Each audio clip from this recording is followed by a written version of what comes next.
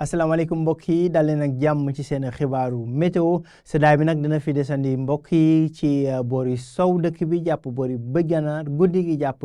bërset bi température nag dana wàcc bu baax dinañ ko leeral léegi ci suñuy xibaar mbokk yi waaye nag diggu bëccëg gi dana tàng bu baax tàngaay boo xam ne nag dana fës ci diggu réew mi jëm boori penku ak boori bëj saalum lii moo gën a fës ci xibaar yi ñu jàll ci faram fàcc ko suñu nataalu satellite di ñu wan asamaan soo xam ne ni dana wéy di leer bu baax ci réew mi dana am tuuti niir nag yoo xam ne dinañ ko tàmbalee di seetlu ci yenn gox réew mi taw niir yi nga xam ne ñoo indi taw nag mi ngi desandi ba léegi ci diggante Burkina jëm boori Niger ak laal tuuti boori Mali mbokk yi ñu jàll ci daanaka prévision guddi tey gi le asamaan su leer la ñuy xaarandi ci bëj saalum jàpp diggu réew mi waaye ay niir yu doxantu tuuti niir nag yu doxantu ci boori bëj gànnaar réew mi jàpp booru sow mbokk yi température yi dana dal bu baax ni mu ko waxee ci tàmbali gi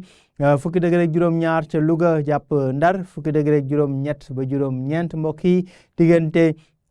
Thiès Mbour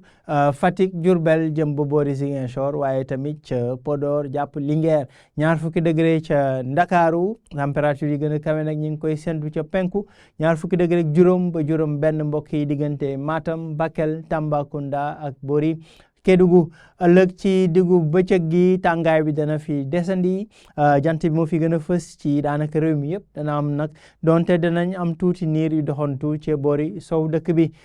niñ ko waxee ci tàmbali gi température yi dana dalee ci ñeent fukki degré ci diggante Sédhiou Kolda jàpp ñeent fukki degré ak benn ca Kédougou waaye ñeent fukki degré ak ñaar ba ñett mbokk yi ñu ngi koy xaarandi diggante Kaffrine Tambacounda ak boori Bakel ñeent fukki degré ca Matam li jëm ci boori sow foofee température yi dana dal bu baax niñ ko seetloo ci fan yi yëpp ñaar fukki degré ak juróom ca Ndakaaru ñaar fukki degré ak juróom benn ca boori Saint-Louis